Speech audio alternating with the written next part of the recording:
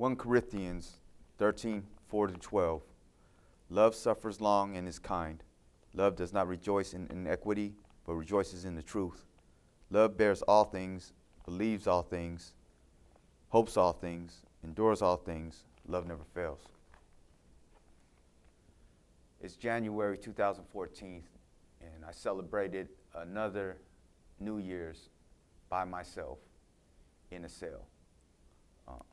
None of my best friends, Martha, Johnny, my fiance, who just had a miscarriage, Dana, everybody I love, especially my family. I was born in Vietnam, and it was a struggle to bring me and my brother and my mom and dad over here. They came over here on a boat. My mom got sick at one point on the boat. They wanted to throw her off the boat because they were scared to get everybody else sick. And while I was in her stomach, we ended up in Indonesia in a refugee camp. My dad struggled hard just to make a living for us in a refugee camp before we came to America. We arrived in America in 1979 in San Francisco. I grew up in an Asian heritage family. So going to school and at home, I went through a lot of trials and tribulations of, traditional ways of being raised. I couldn't look my dad in the eyes when he was talking to me. At school I learned that, I had to look people in the eyes, but it was disrespectful at home. So I got punished for things like that. At the age of 16, I shot 3 people, and he sent me away for 6 years. 6 years I was away. I missed my mom so much. I missed my dad.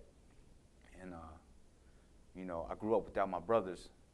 But when I got out, I thought, my life was going to change. But I wasn't given no type of rehabilitation, no type of classes. I grew up learning how to fight in CYA rather than learning to give back. I got out at age 22, and my mom opened me home with open arms.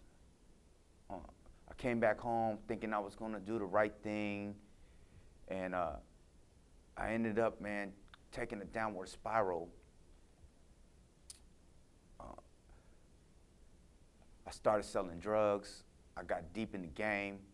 I started using drugs, So the police started coming to my house and tearing my mom's house up. My mom's house, And the last time they did that, she asked me why I was trying to destroy everything my dad and her built for me and my brothers.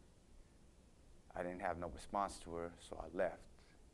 I left and I came to San Francisco. And I came to San Francisco and destroyed San Francisco's community. I was moving pounds and pounds of dope through here. Everybody knew me. I was getting high-speed chases. I was shooting at people. But every time I go to jail, I call my mom. I call my mom, and she would ask me how I'm doing, and make sure I'm all right. This last time I called home and talked to my mom. She told me she loved me, and she still asked the day when I'm gonna come home. I just wanted everybody out there to know, especially the youth, that somebody out there still loves you. Somebody out there still cares.